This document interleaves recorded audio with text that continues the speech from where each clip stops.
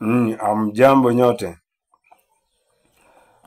Naomba tuweze kuenda katika kitabu cha Walawi, mambo ya Walawi sura yake ya 23.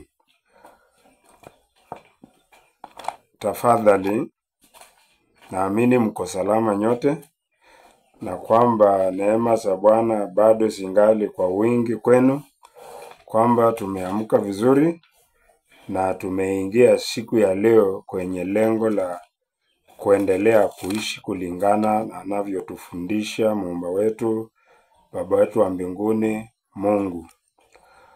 Kwa hiyo, ili tuweze kupata ujumbe wa leo, tutaanzia kwa kuweka misingi kutoka kwa hicho kitabu Walawi.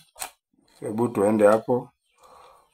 Ni kama napotea mambo ya Walawi.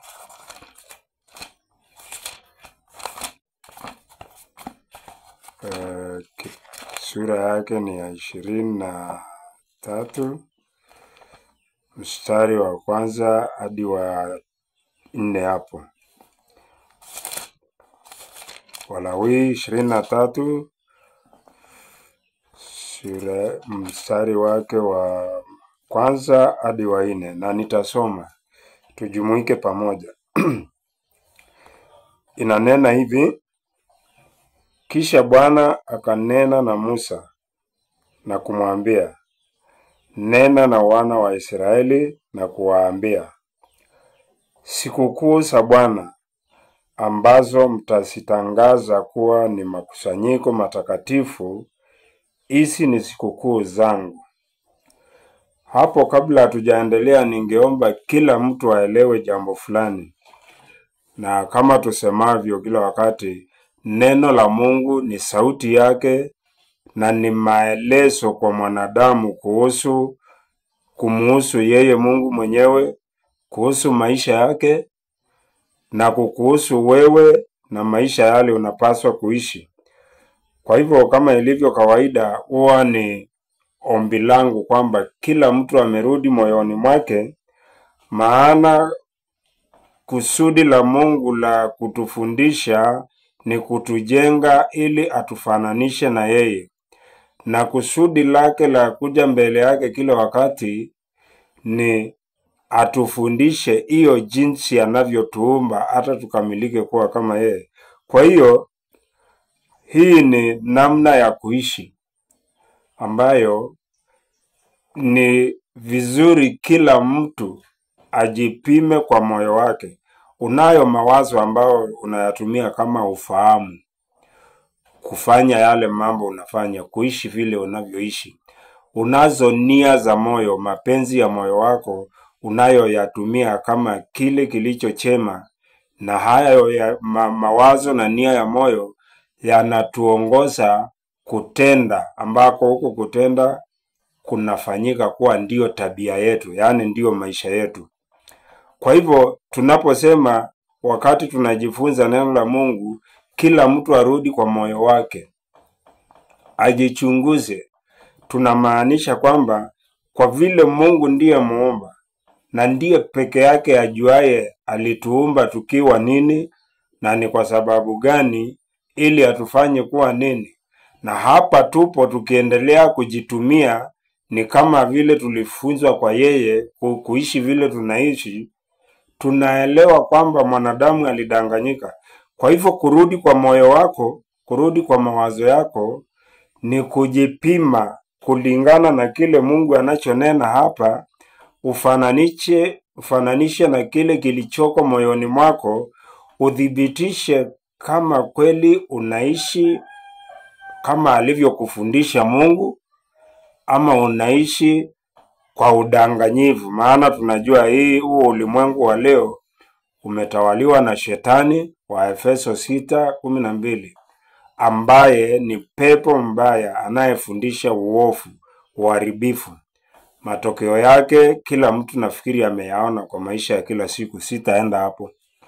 Kwa hiyo kujiangalia hapo tunaposikiza ujumbe wa neno la Mungu ni kujichunguza, kila mtu aone kama vile anaishi ndivyo Mungu alimuumba aishi. Na endapo utajikuta kwamba unaishi kinyume na vile Mungu anavyofundisha, ni juu yako kubadilika. Ikiwa unapenda maisha mazuri, maisha ya amani, maisha yaliyo na furaha, maana Mungu aliyemuumba peke yake ndiye afahamuye wema wa maisha, na ndio huo anaotufundisha. Kwa hivyo tunapokuja mbele zake, kila jambo tunalolisoma hapa inakuhusu wewe na mimi. Kuelewa unaishi vyema kweli? Tusishike mambo ya manabii wa uongo ya kuimba Biblia kama nyimbo. Tuelewe kwamba sasa hivi tumekuja mbele ya aliyetuumba atufundishe namna njema ya kuishi itakayotuletee ule wema tunaotamani katika maisha. Basi hali tukiyaelewa hayo, tushike ujumbe wetu wa leo. Hapa Mungu amesema sikukuu za kwake, za Bwana Mungu wako, muumba wako. Angalia kwanza uone unasishika ama unashika gani. Halafu usikubaliane na manabii wa uongo wanaonena kwamba hiki ambacho tuko karibu kukisoma hapa ni sikukuu za Wayahudi. Unaamini maandiko? Sikiza vizuri. Anasema ni za nani? Sijasikia Myahudi akitajwa hapa. Nena na wana wa Israeli, na leo Israeli ni kanisa la Mungu. Wagalatia 6:16. Uwaambie sikukuu za Bwana, sio sikukuu za Wayahudi. Enzi hizo zilikuwa za Wayahudi kwa sababu ni wao peke yao waliopewa sheria za Mungu. Zaburi 147 mstari wake wa 17 hapo. Mungu wakati huo alikuwa hajapatia taifa lingine lolote sheria zake isipokuwa Israeli, na ndio sababu akawapa sikukuu zake. Na baadaye kupitia kwa Kristo Yesu amesambaza ufahamu wa maisha yake kwa kila mtu, kila atakayeamini na kukubali. Kwa hivyo tunaposema Wayahudi wa Israeli, haimaanishi tu yule Mwisraeli. Mungu anaongea na wewe aliyefungua macho kuelewa, na wewe ndio Mwisraeli. Kwa hivyo sitaki mtu wote aseme sikukuu za Wayahudi. Ni sikukuu za Bwana Mungu wako utakazozifanya kuwa makusanyiko matakatifu. Sinaanza wapi? Sikukuu ya kwanza ni sikukuu ya Sabato, hii ya wiki ya Jumamosi. Sikukuu za Sabato. Pasaka ya mikate isiyotiwa chachu. Mfanye kazi siku 6, lakini siku ya 7 ni Sabato ya kustarehe kabisa, kusanyiko takatifu. Msifanye kazi yoyote ya namna yoyote, ni Sabato kwa Bwana katika makao yenu yote. Hiyo ndiyo sikukuu ya kwanza aliyoitoa Mungu. Mstari wa 4 anakuja sikukuu nyingine ya pili. Sikukuu za Bwana ni hizi, na ni makusanyiko matakatifu, sile mtakao pumzika na kusherekea, ambazo mtazitangaza kwa nyakati zake. Ya pili inayofuata Sabato ni sikukuu ya Pasaka. Mstari wa 5. Mwezi wa kwanza, siku ya 14 ya mwezi, wakati wa jioni, ni Pasaka ya Bwana. Hiyo ni sikukuu moja ya pili. Na 6 inasema, na siku ya 15 ya mwezi ule ule ni sikukuu kwa Bwana ya mikate isiyotiwa chachu. Ndugu zangu, leo ni siku ya kwanza ya sikukuu ya mikate isiyotiwa chachu, na ndiyo lengo la ujumbe wetu wa leo. Ningeomba tuweze kuelewa kiroho cha sikukuu hii, ambaye ni kwa wote wamwaminio Mungu, si kwa Wayahudi. Ndio tumeanza kusisitiza kwamba ni sikukuu za Bwana Mungu wako. Ikiwa utamwamini Mungu na wewe ni mtu unaamini neno la Mungu, unayefuata maandiko, basi Mungu anakuambia ukitaka kushika sikukuu zangu ndizo hizi, sio zile umezoea za wanadamu, sio zile umezoea kushika sijui ulizitoa wapi, ni hizi ninazokuambia katika neno langu. Utakubali? Kama unakubali, jumuika nasi. Tuelewe jambo moja, Bwana Mungu atoi sikukuu tu kwa ajili ya kuacha kazi, kusherehekea hivyo na kuondoka. Sina maana ya kiroho.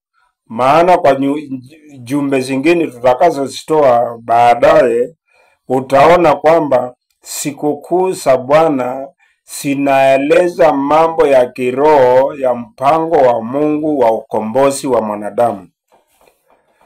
Na tukipitia kidogo tu tunaona sikukuu ya kwanza ni Sabato. Sabato ni siku ya saba. Siku ya saba inalenga miaka ya 1007 ambapo ufalme wa Mungu utakuwa hapa duniani.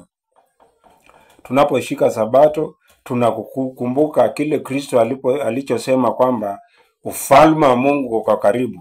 Maana siku ya saba itakuwa ni ufalme wa Mungu. Sabato inatukumbusha kila wakati ufalme wa Mungu uko karibu.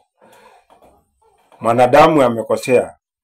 Tumekuja sikukuu ya pili ambao baada ya mwanadamu amekosa, Mungu ana mpango wa ukombozi unaoanzishwa na sikukuu ya Pasaka. Kama mwanadamu angekosa, tungeendelea na sikukuu moja inaitwa Sabato. Lakini kwa vile alikosa, Bwana akalete sikukuu zingine kutufundisha mpango ule Mungu atakaotumia kurudisha mwanadamu kwenye ile sikukuu ya Pasaka, yaani ile lengo ya kuingia ufalme, maana tuliumbwa kwa ajili ya huo ufalme. Kwa hiyo baada ya mwanadamu amekosa, Mungu akalete mpango wa wokovu. Atauendeshaje?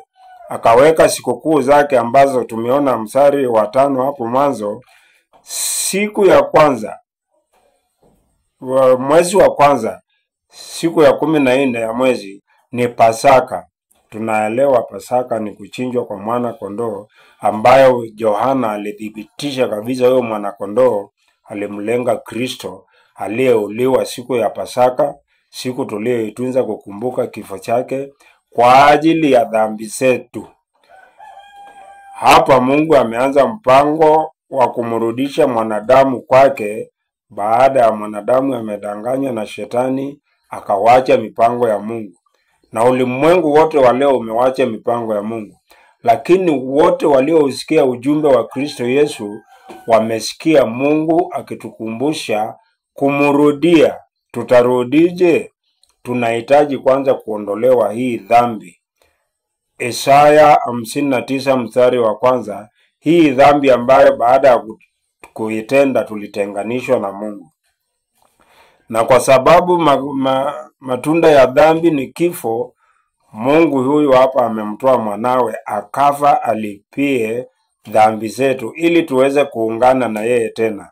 Sikukuu ya Pasaka tunakumbuka kufa kwa ajili ya dhambi. Kristo aliufia mwili wa dhambi, akaishi kwa Mungu. Sisi nasi anatuambia mkitaka kuingia kwa mpango wa wokovu wa Mungu, lazima muufie huu mwili. Maana alisema atakaye kunifuata ajikane mwenyewe. Basi tunapokufa kwa mwili kwa sababu ya dhambi tulizojifunza kupitia kwa wazazi wetu ambao walidanganywa na shetani pale Eden, na kuzoea tabia za hiyo dhambi, kwa vile tumeamua kusiwacha ambazo zinaambatana na huu mwili wa dhambi, tumeanza hatua ya kusitoa hizi dhambi tukifaa uhaki na utakatifu. Hiyo hatua inatuleta kwenye hatua ya pili ya mpango wa wokovu. Kwa vile Pasaka imeisha, tumekufia dhambi, kuna chachu kutoa sasa hiyo dhambi. Ni tabia tuliumbika kwazo, ni tabia tutatoa tena na asitoki kwa mara moja. Kwa hivyo Hatua ya pili ya mpango wa wokovu kwa ajili ya mwanadamu inakumbushwa na hii sikukuu ya mikate isiyotiwa chachu. Tukisoma Mathayo, sitaenda hapo, Mathayo 16 mstari wa 5 utaona chachu ni matendo ya dhambi. Matendo mabaya wa Mafarisayo ndiyo chachu Kristo anayeondoa, alafu anasema muitoe ndani ya mioyo yenu. Tutaitoaje? Ni nini hicho hasa tunachotoa? Maana mara nyingi na hasa hii inanena kuwaonya wanaojiita wa kanisa la Mungu ilhali hawajakuwa washirika wa Kristo. Kwa maelezo zaidi kuhusu ushirika wa Kikristo unaotufanya kanisa la Mungu, fungueni YouTube studio yetu @J.Mutulu, na hapo mpate ujumbe unaosema mwili wa Kristo, itakao kuthibitishia kama wewe kweli ni mshirika wa Kristo na umeifia dhambi na unaendelea kuitoa. Basi ni kwa namna gani tutakaoweza kuwa tunafaulu kushiriki hizi sikukuu kiroho, na hicho kiroho kikifanya kazi katika maisha yetu ya kila siku, kututoa kwenye dhambi na kutuleta kwenye uhaki na utakatifu, ambacho hicho kitendo ndicho maana ya sikukuu ya leo. Ndugu zangu, hayo tutayaona kwa ujumbe wa leo ambao unaitwa usijisahau. Hebu tumakinike, na nadhani hakuna wengi watakao shangaa huyu mhubiri ni nani. Mimi naitwa Mutulu James. Karibuni. Tunaongea mambo ya maisha. Hatuongei hadithi, hatuongei tu kuokoka, hatuongei tu imani, Kristo, sikukuu ya mikate isiyo chachu.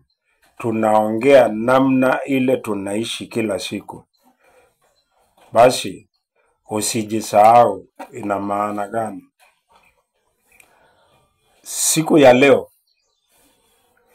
kila mtu ana haraka sana ya kumuona mwenzake, na tukiangalia karibu sisi sote tuna sababu za kutenda yale tunayoyatenda, na sana sana yakiwa maovu ama mabaya ama ya kukosesha, tuna haraka sana ya kumlaumu mwenzetu pale. Tuna haraka sana ya kujipa sababu ambayo hatuikubali kuwa ni ya kwetu. Tunaikubali kwamba ilitendeka kwa sababu ya mtu fulani pale akitenda hivi. Tunayo haraka sana ya kuona ubaya wa mtu na kuutaja. Kumbukeni, tunataka kuelewa kiroho cha sikukuu ya mikate isiyotiwa chachu. Tusiwe watu wa kurudia tu, ni sikukuu ya mikate isiyo chachu tunapitia, ni sikukuu hii tunapitia. Maana ya Mungu ya kuweka hizi sikukuu ni ukumbusho wa kile tunapaswa kuwa tunafanya kila siku maishani, mpaka siku ile ya kufa ama mpaka siku Kristo atakaporudi hapa. Kwa hivyo tunataka kuona kiroho cha sikukuu ya mikate isiyotiwa chachu. Ni nini hiki mwanadamu anacho haraka sana ya mwenzake pale, ya ndugu yake pale, uovu wa mwenzake pale, na yeye asijione? Ni kwa nini hatukubali makosa yetu? Ni kwa nini hatuna nafasi kubwa sana ya kujichunguza sisi, lakini tunao nafasi ya kila wakati ya kuona mwenzetu pale kando, kwa sababu ambayo imejaza masengenyo duniani, masengenyo ambayo yamejaza chuki ambazo zimejaza vita na utengano, watu hawaelewani, hawawezi shirikiana. Ni nini hiki akili ya mwanadamu saa yote inamtuma kwa mwenzake pale? Labda hatujaelewa hivyo, lakini ukweli upo hapa. Mwanadamu alipokubali uongo, Mwanzo sura ya 3, sitaenda hapo, napitia juu maana ni somo huwa tunasoma kila wakati. Mwanzo sura ya 3 mstari wake wa 5 na 6, mwanadamu alikubali uongo wa kwamba yeye akosi, yeye ashindwi, yeye si mdhaifu, yeye ni mwenye kufahamu kila kitu, maana shetani alimwambia wewe ni kama Mungu. Na kwa sababu hiyo mpaka wa leo, isipokuwa wale ambao wamekubali huu ujumbe wa Mungu ulioletwa na Kristo Yesu, unaokueleza wewe ni nini, kinyume cha vile shetani alitueleza, mpaka wa leo kila mtu anashikilia kwamba yeye ni Mungu. Kwa hivyo hawezi fanya kosa. Na huyu mtu pia anashikilia kwamba mwenzake pia ni kama Mungu. Yeye anakosa makusudi, anakosa akijua anakosa.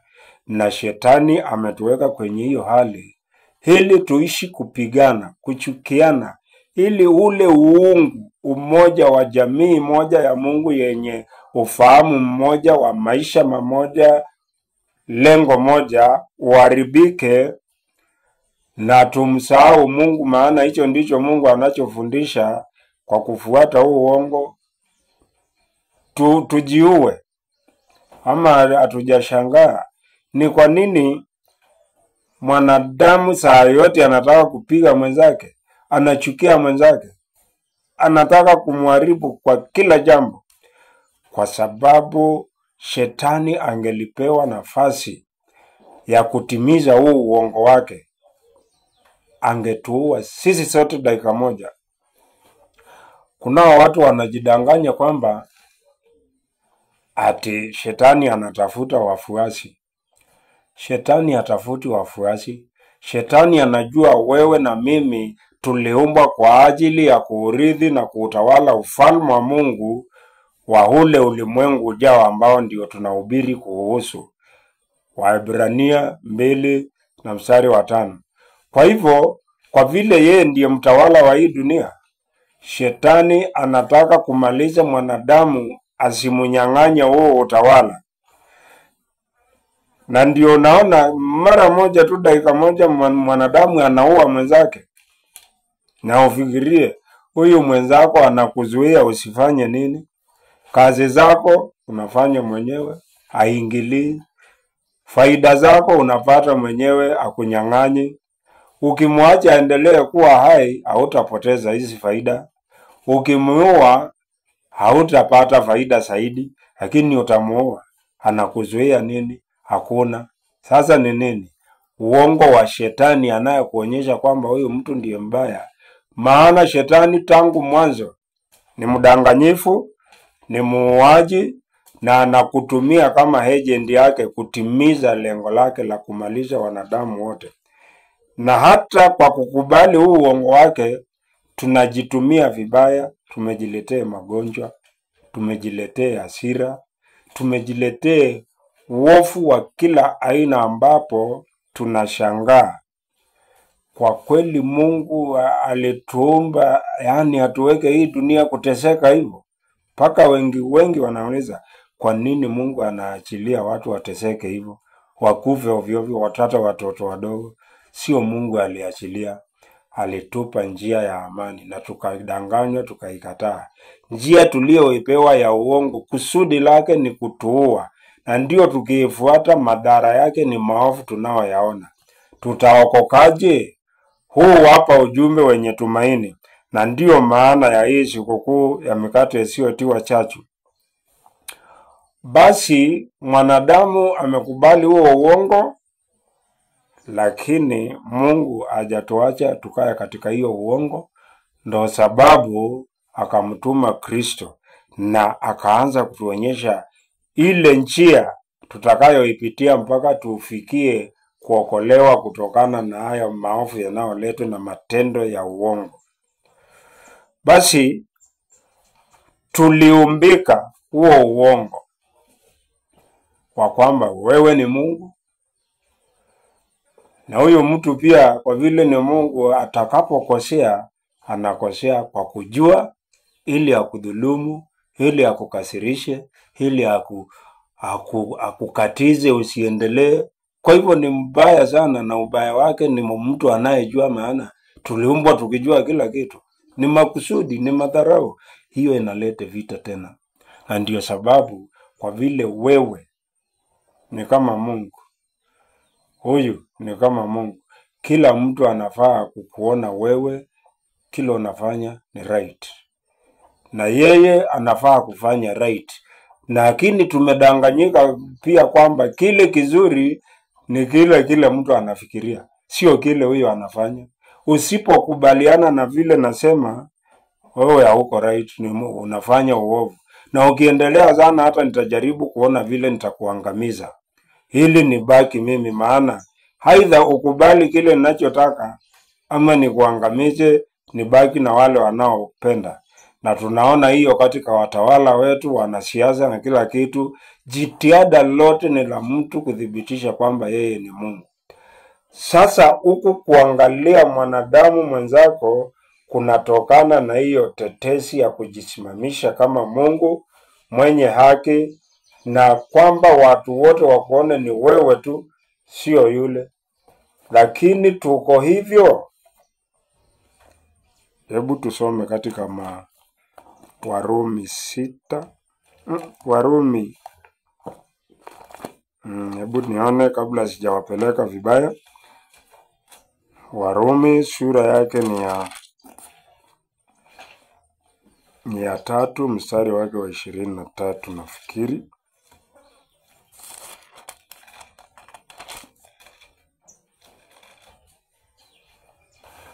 Inasemaje?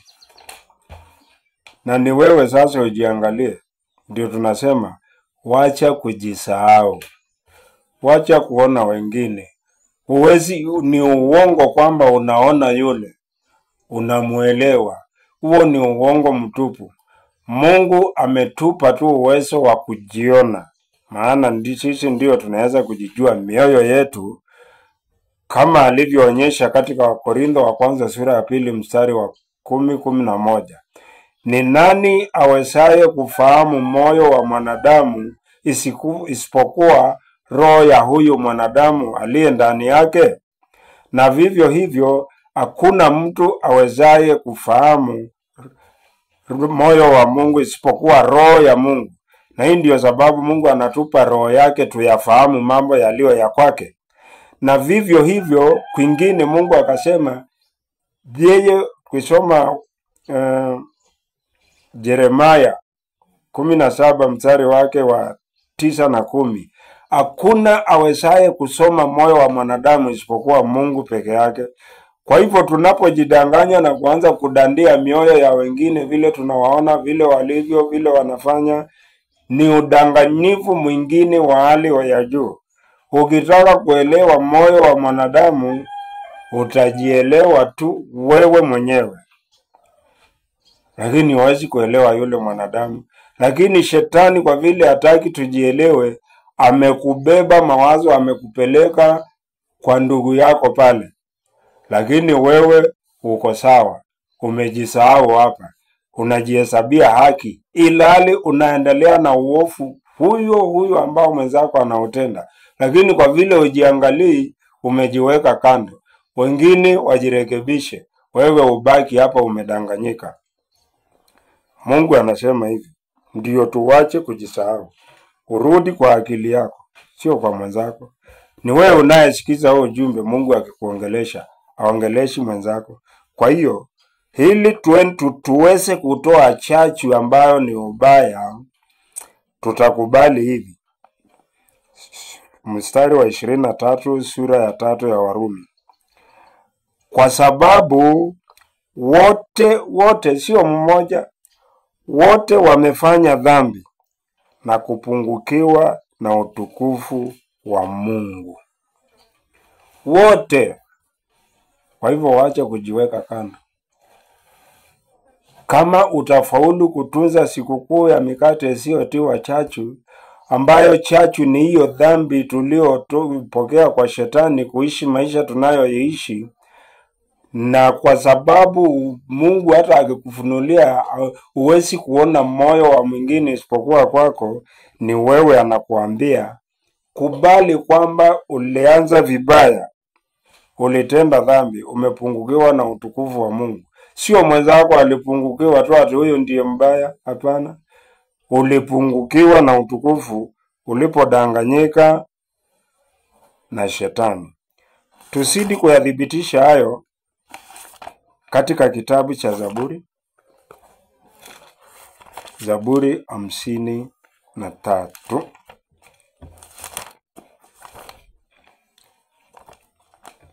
Ndugu zangu, tusirudi tena kutunza sikukuu za Bwana kama mila tu. Imesemwa, tunatenda, inapita.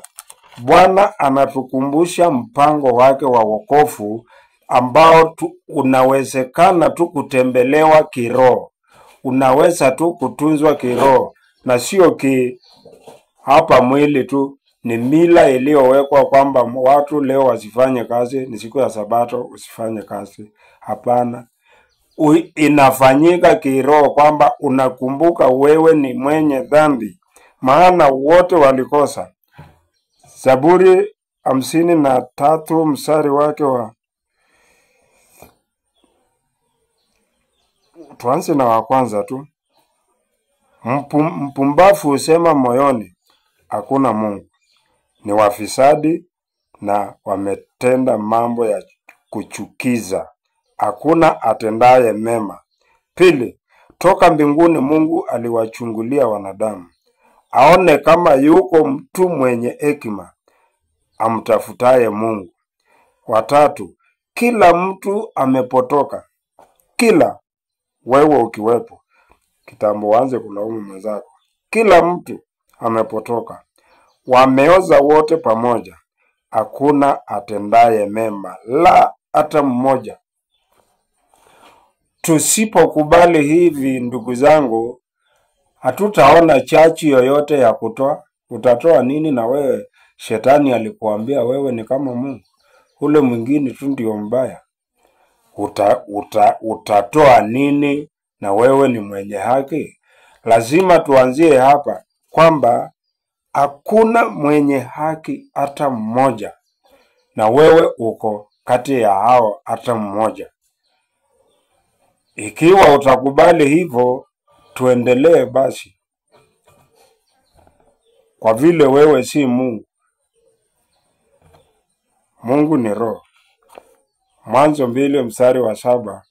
Katika huu mwili Mungu ametuumba tukiwa mavumbi ya ardhi, akatupulizia hii oxygen, pumzi yenye uhai tunayevuta saa yote. Yaani ni kama aliwakisha mashini ya uhai ya mwanadamu kwa hiyo hewa. Huo ndio pumzi ya uhai. Ukinyongwa saa hii utakufa. Kwa nini kama wewe ni kiumbe wa roho unakufa? Wewe ni mwili mavumbi, na mavumbi utakuwa isipokuwa Mungu akushikilie. Ukinyimwa huyo pumzi yenye wao ambayo ni oxygen dakika 3 umekufa, maana ile mashini inakatizwa. Na kwa vile wewe sio Mungu, ni kiumbe wa mwili, unakufa, mwenye uhai mfupi, mwenye mwili wa kuharibika. Ukubali hivyo ikiwa utaelewa kusudi la huu ujumbe, na ikiwa utaelewa maana ya kutoa chachu. Wewe ni mavumbi na mwili ambao sio kama Mungu, maana Mungu ni roho. Wewe una ufahamu wowote. Wewe ni mtu wa aidha ufundishwe ama ukae gizani. Uelewe tena kitu ingine, na ni wewe sio mwenzako asiyejitazama, maana tumesimama mbele ya kioo kinachoitwa neno la Mungu. Ukisoma Waebrania 4 mstari wa 12, inaochunguza ndani mpaka mipaka ya misuli na damu na nyama. Hii ni kioo itakao kuonyesha uko haki ama unatenda makosa. Kwa hivyo usichukue hii hadithi, mahubiri tu ni mahubiri. Tulikuwa sikukuu tumemaliza. Mungu amekuweka mbele ya kioo chake kinachokuona moyoni. Ujiangalie na ujipime uko haki ama uongo. Kile unachoona, maana hii kioo ni nuru ya moyo. Unapoendelea kukitoa, basi hapo unaendelea kushiriki sikukuu ya mikate isiyotiwa chachu. Maana utaona ubaya, utaanza kuutoa. Utaendelea kuutoa. Ukifanya hivyo, unaendelea vizuri. Basi Mungu akasema, katika huu mwili wewe uko hali gani? Usikise na ni wewe. Ukifikiria mwenzako, huu ujumbe si wa kwako, na Mungu hana kusudi la kukufundisha wewe. Kwa hiyo katika huu mwili, wanadamu akasema ni mwili wa aina gani? Warumi 8 sura yake ya pili na mstari wa 3 ukiwa ndio kilele. Tusome mstari wa 3 tu kwa sababu ya kuokoa wakati. Maana yale yasiyoweza, Warumi sura ni ya 8 mstari wa 3. Maana yale yasiyowezekana kwa sheria, kwa vile ilivyokuwa dhaifu kwa sababu ya mwili. Kwani mwili una ubaya gani? Mungu kwa kumtuma mwanaye mwenyewe katika mfano wa mwili ulio wa nini? Mwili wa dhambi. Ni kwa nini haiwezekani kwa huu mwili? Maana huu mwili ni wa dhambi. Hiyo ndio point nataka tushike hapa. Kwa sababu huu mwili ni wa dhambi, na dhambi ni kuvunja sheria ya Mungu. Mstari wa 7 unasema huo mwili, kwa kuwa nia ya huu mwili ni uadui juu ya Mungu, kwa maana haitii sheria ya Mungu, wala haiwezi kuitii. Na ni Mungu alituumba tukiwa na huu mwili kwa sababu ya kujifundisha utakatifu, kwa sababu ya uamuzi. Maana sisi ni viumbe wa kuamua. Mungu akapanga kwamba kabla hajaenda hatua ya pili ya kutuumba sasa kiroho katika huu mwili, ni lazima tufanye uchaguzi. Na akaumba mwili ambao hautakubali haki yake unaohusiana na shetani, ili kwa kuupinga uweze kuamua kwenda katika uhaki na kutenda uhaki. Hivyo basi kuumbika kiroho ambacho ni huo ndio sura ya Mungu. Tukisoma Mwanzo tunaona tuliumbwa kwa mfano wa Mungu peke yake. Mfano wa kitu ni kama kifuli cha hiyo kitu, sanamu ya hiyo kitu. Sisi ni sanamu ya Mungu aliye hai. Sisi ni uthibitisho ya kwamba kuna Mungu, maana sisi ni mfano wa huyo Mungu asiyeonekana. Lakini hataki tukae mfano, anataka tuwe yeye mwenyewe. Kwa hivyo katika huu mwili Mungu anataka kuumba sura yake, ufahamu na tabia, na akatuumbia mwili unaopinga huo ufahamu, ili kwa kuupinga anatuumba sasa. Anatuumba, anayeumbwa na Mungu ni yule tu anayepinga mwili akikubaliana na Mungu, Mungu akimuongezea nguvu za roho yake ijuaye siri za moyo wake kutenda mapenzi yake. Kwa hivyo chachu iko ndani yetu, mwili wa dhambi. Ukisoma kwingine mstari wa sura ya 7 hapo mstari wa 24 hapo Warumi, anasema ole wangu maskini mimi, ni nani atakaye niokoa na mwili huu wa kifo? Kifo ambacho ni tunda la dhambi. Ni nani atakaye nitanganisha na huu mwili? Akasema nashukuru sana, maana Kristo amefanya hiyo kazi. Kristo amenipa uwezo wa kuupinga mwili, kuushika mateka, ili kutimia ndani ya uhaki. Tunasema nini hapa ndugu zangu? Ni Mungu alituweka kwa huu mwili na ni mwili wa dhambi. Sasa ni Mungu. Watu wengine hawajui kwamba shetani ana maana sana katika hii harakati yetu ya kuumbika utakatifu. Ni Mungu alimuweka shetani hapa na akatuweka hapo akijua shetani yuko hapa, ili kwa kushindana na yeye tuwe na uamuzi unaodhibitika kwamba hapo Mungu atakapokamilisha kutufanya kuwa kama yeye, viumbe wa kiroho kama alivyo roho, hatutabadilika tena kuamua maisha mengine. Maana kumbukeni, sisi sote tulipotoka kama tulivyoona tumekuwa na mfano wa Mungu, lakini tumeumbika sura ya shetani. Ndio sababu tunatenda uovu, hakuna atendaye wema. Sasa kila mtu alishatenda hayo maisha na tumeyazoea, hata wale tumeamini. Mnaona ule mng'ang'ano uliopo ili tutende uhaki. Kama ingelikuwa si roho wa Mungu, hakuna hata mmoja anaweza fanya chochote. Alidhihirisha hicho Yesu Kristo. Kwa hiyo tuko hapa kumpinga shetani. Kama shetani angelikuwepo, kama huu mwili ungekuwa hivyo, ungepingana na nini? Haungekuwa na haja ya kuamua, maana maisha yangelikuwa moja. Na ungekuwa kama Mungu, maana Mungu yuko vile alivyo, maana alipenda mwenyewe bila kulazimishwa, bila kusurutishwa. Ili tuwe kama Mungu, lazima na sisi tuamue, tuone uzuri wa kuwa hivyo, na tupewe mawaidha ya kando tukisema hapana, hapana, hapana. Na hii ndiyo safari ya Mkristo kama inavyo onyeshwa kwa safari ya Waisraeli kutoka Misri kwenda Kanaani. Tunatoka, yaani tunaumbika uungu katika huu mwili. Na ili uungu uumbike, ni lazima kila mtu awe anapinga umwili. Mwili una tabia zake zinazopingana tabia za roho. Sitaenda hapo. Wagalatia 5:17. Mwili unapenda ukipinga roho, roho nayo inapenda ikipinga mwili. Hapa unapochukua uamuzi kwa hiari yako mwenyewe bila kulazimishwa, umechukua uamuzi wa kupinga mwili.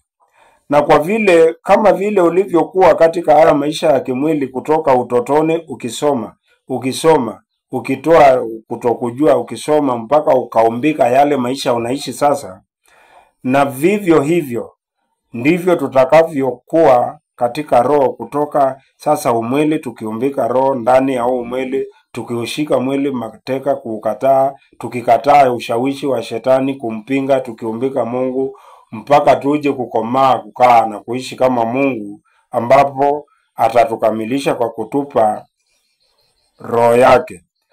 Basi hii ndiyo safari mfano wa ile Waisraeli walitoka Misri ulimwenguni wakaingia Kanaani, ufalme wa Mungu. Tunatoka ndani ya mwili tukisafiri, tukiingia ndani ya roho, ambapo tutakapokomaa tutazaliwa kutoka nje ya hii neno ambao saa hii tunaishi ndani ya neno, ikiumbika kuwa sisi, na kuzaliwa ndani ya ufalme wa kiroho, ufalme wa Mungu. Na hapo ndipo tutakapomuona Mungu kama anavyotuona sasa, na ndivyo tutakapokuwa Mungu kama alivyo roho, tukirithi ufalme wa kiroho, ulimwengu wa roho, tukiwa viumbe wa roho, tumeumbika maisha ya kiroho ambao ni hii sheria tunayong'ang'ania kuishi, inayopingwa na huu mwili. Ndugu zangu, tukienda katika kitabu cha Mathayo sura ni ya 16, hayo tunayoyanena sasa tunayaona hapa Kristo akinena. Watu wengi wana maneno ya Biblia wanaoyatumia bila kuelewa maana yake, na hii ndio upofu ulio mkubwa hata kushinda ule wa kupotea macho. Maana kumbuka, mwenye hekima utembea kwa macho yaliyo ndani ya akili. Sio haya ya kuona iti ile ni kuku, hii ni shamba. Hapana.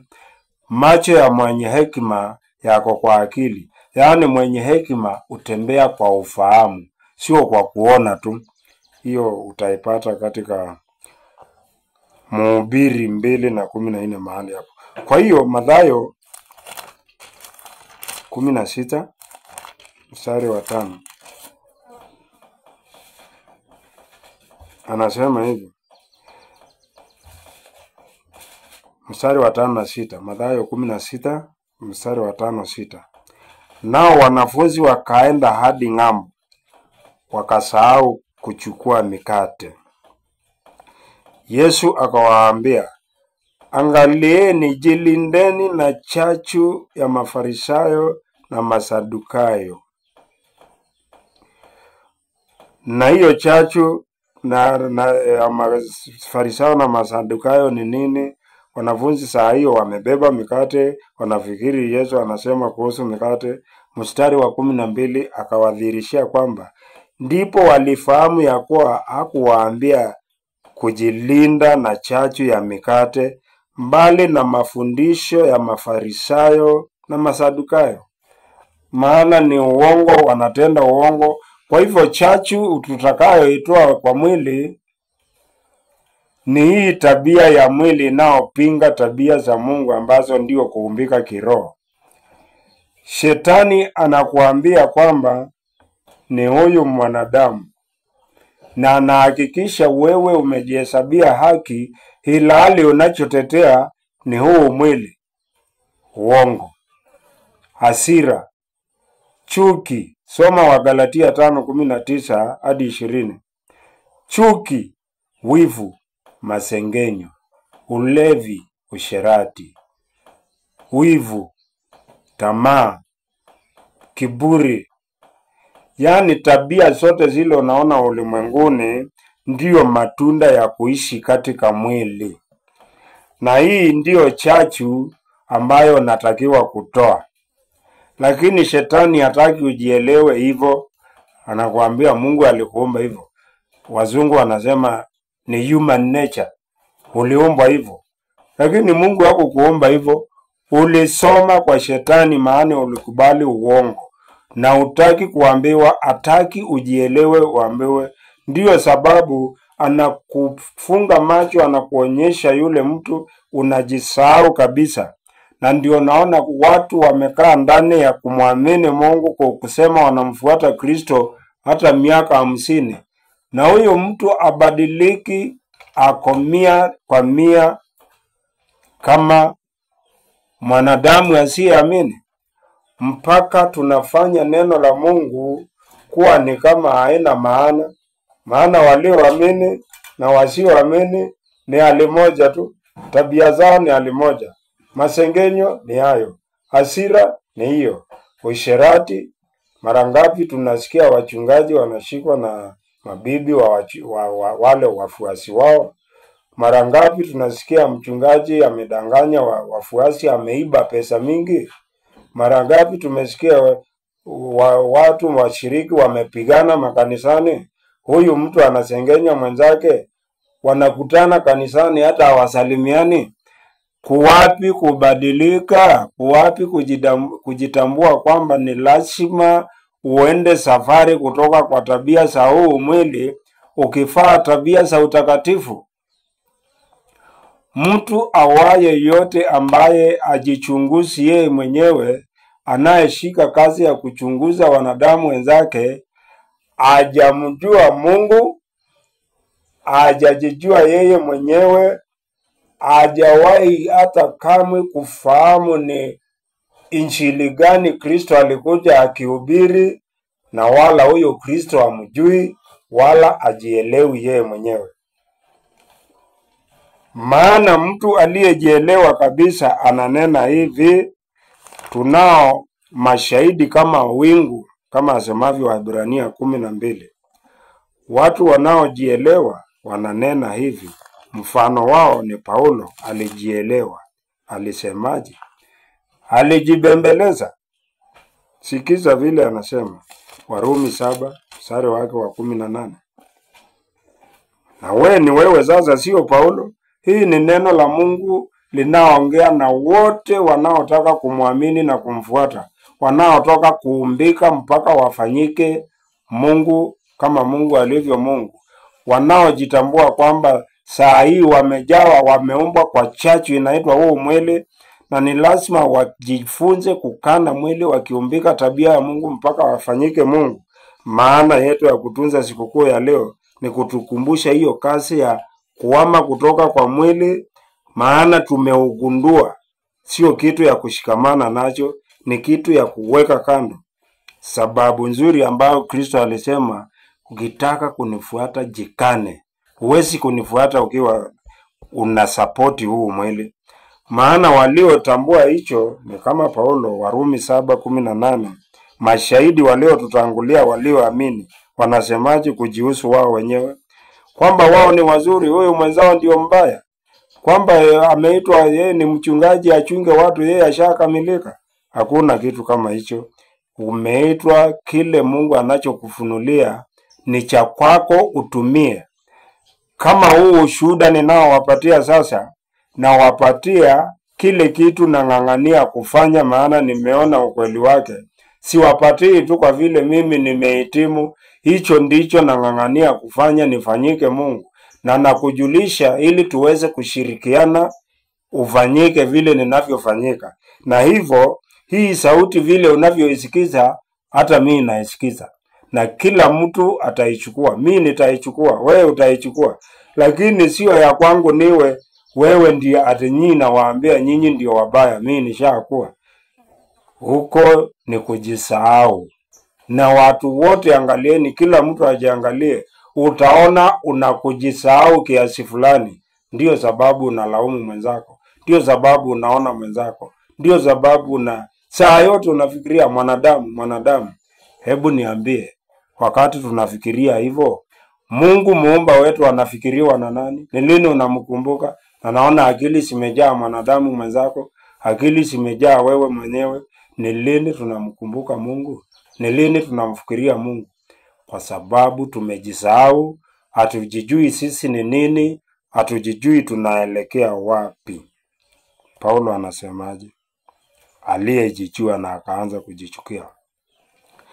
Kwa maana, Warumi 7:18, kwa maana najua ya kuwa ndani yangu, yaani ndani ya mwili wangu, alikai neno njema. Saburi pale alituambia hakuna atendaye wema hata mmoja. Na hapa Paulo anakubali kabisa hakuna kitu chema ndani yake, yaani ndani ya huo mwili. Hakuna kitu chema. Maana anapotaka kutenda wema, mabaya ndiyo yanakuja zaidi. Maana huu mwili unapenda mabaya. Amejitambua kwamba hakuna kitu chema ndani yake. Ajitetei. Hebu tuone udhibitisho zaidi katika kitabu cha Wafilipi 3. Maana ndugu zanguni, sisi sio wale wanaotafuta faida kati ya mwili. Maana huu mwili ni mwovu, ni mwili wa dhambi, na ni lazima tuusulubishe. Na hii sikukuu inatufundisha kuhama kutoka kwa mwili, yaani tabia za mwili, mawazo ya mwili, tamaa za mwili, na kuingia kwenye tabia za Mungu za kiroho kama anavyonena neno lake. Hiyo ndio safari yetu, na hiyo ndio maana ya sikukuu ya mikate isiyotiwa chachu. Maana ya kutoa chachu ni kuhama kutoka ndani yako na kuingia katika Kristo, ufanyike Kristo, maana Kristo ndio mfano wa vile Mungu alivyo. Tunaumbika uungu, kwa hivyo tutafanyika kama Kristo aliyeukana mwili mpaka akausulubisha pale msalabani. Kumbukeni tulikula Pasaka tukisema tumeusulubisha. Basi tuna nini tunachotenda na mwili? Tuna ushirika gani na mwili tutimize tamaa zake? Wafilipi sura ya 3. Kama kweli tunaufia mwili na tutashiriki hii sikukuu ya mikate isiyotiwa chachu kwa uhaki, tutakubali kwamba hatuwezi shiriki tena kwa namna ya mwili. Ananenaje Paulo akijishuhudia yeye mwenyewe? tuanze mstari wa 3. Maana sisi ndio waliotairiwa haki. Kwa njia gani? Tumwabuduo Mungu kwa roho na kuona fahari juu ya Kristo Yesu, wala hatutumaini mwili. Tumeuelewa mwili na hatuna shughuli nao. Tunashiriki Ukristo kama anavyoeleza neno la Mungu. Hatuushiriki mwili tena. Na mfano wa huo, wewe ni tajiri sana, wewe ni president, wewe ni mkuu wa polisi, wewe ni chancellor, msimamizi wa vyuo vikuu aliyesoma sana, wewe ni daktari mkuu, wewe una mali nyingi, wewe una nguvu, ndiye mwenye dondi zile kali duniani mzima, ndio mwenye mbio zaidi kushinda watu wote, ndio naonekana mwenye hekima zaidi. Paulo akasema kama kuna kitu ya kujigamba nayo, mstari wa 4, sikiza. Lakini mimi ningeweza kutumaini mwili. Yaani mambo ya kimwili kama kuna mtu anaona ni ya faida, mimi ni zaidi. Kwa sababu gani? Nilikuwa hivyo vilele vya kimwili. Mtu yeyote akijiona kuwa anayo sababu ya kutumaini mwili, mimi ni zaidi. Kwa nini?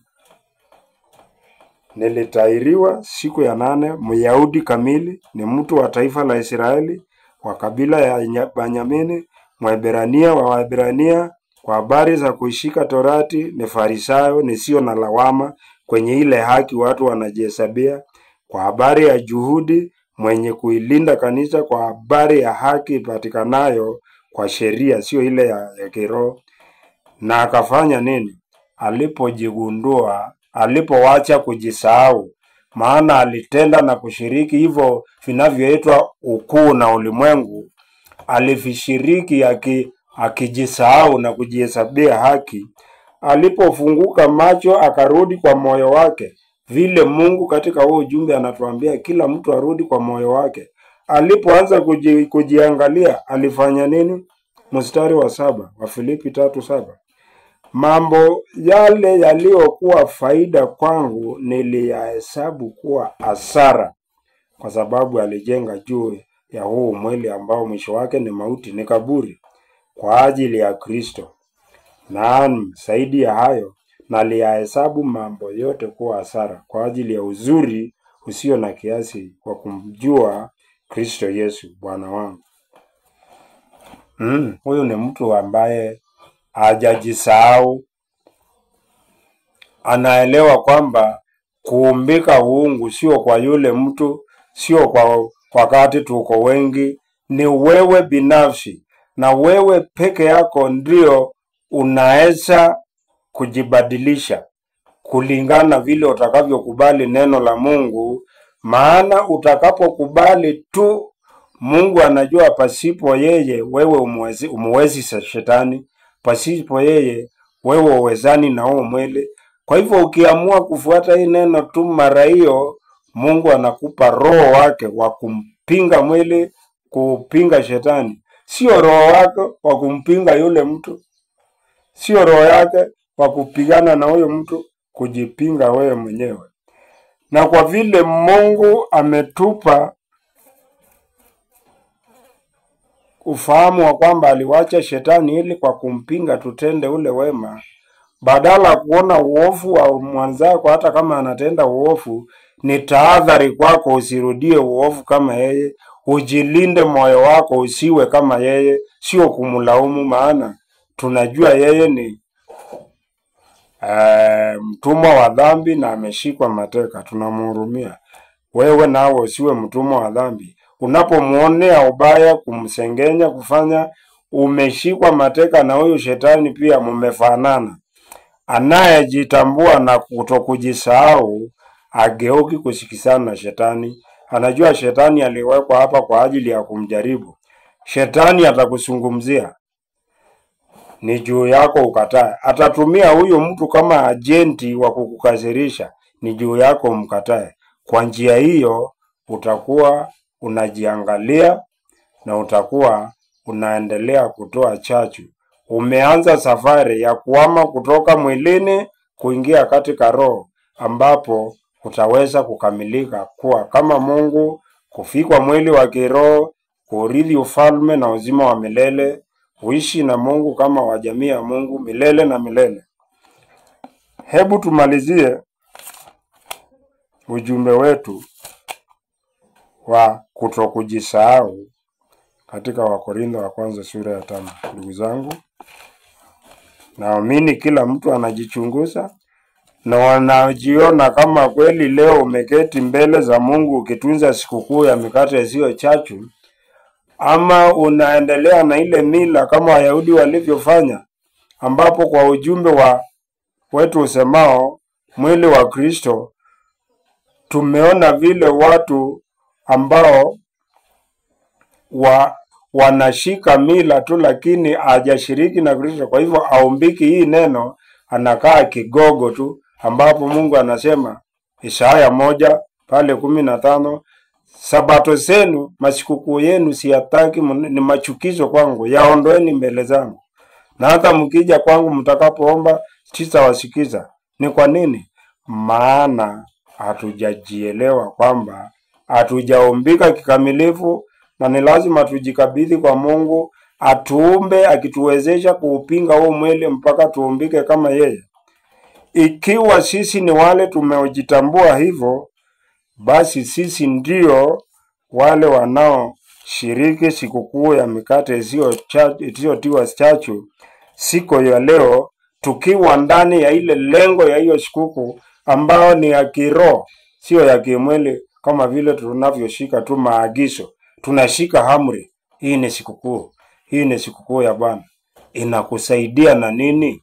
Ikiwa hauko kwenye hiyo harakati ya kuhama kutoka kwa mwili, ndugu yangu, umejisahau, na unafaa ujikumbuke, utubu na ushikane na Kristo akupeleke safari moja kwa moja mpaka akukabidhi kwa Mungu Baba ukiwa umesafika kuwa bila lawama yoyote, na utaurithi ufalme na uzima wa milele. Tumalizie kwa hii Wakorintho wa kwanza 5, ndugu zangu, na mstari wake wa 8. Basi hali tukiyaelewa hayo, ikiwa sasa kupitia kwa ujumbe umejikumbuka, basi Bwana anatuambia hivi: basi na tuifanye, waraka wa kwanza wa Korintho sura ya 5 mstari wa 8. Basi na tuifanye karamu, sio kwa chachu ya kale wala kwa chachu ya uovu na ubaya, bali kwa yasiyochachika, ndio weupe wa moyo na kweli. Ikiwa ndugu yangu umejichunguza vizuri, unaelewa kama kweli unatunza hii sikukuu ya mikate isiyo chachu ambao tuko ndani yake leo, umekaa mbele za Mungu, unajiangalia mbele ya hii kioo kwa usafi, weupe wa moyo na ukweli. Kwa wote wenye hiyo nia na walioitwa katika kanisa la Mungu ambao ni Kristo Yesu, waliowekwa ndani ya neno, ambao wanaendelea kuumbika kuwa ndio hiyo neno, kuwa hiyo neno ndio maisha yao. Neema ya Bwana iwe nanyi kila wakati, na furahini hali tukiendelea kuitunza hii sikukuu, Bwana akituongoza kwa kila jambo. Amani ya Bwana iwe kwenu.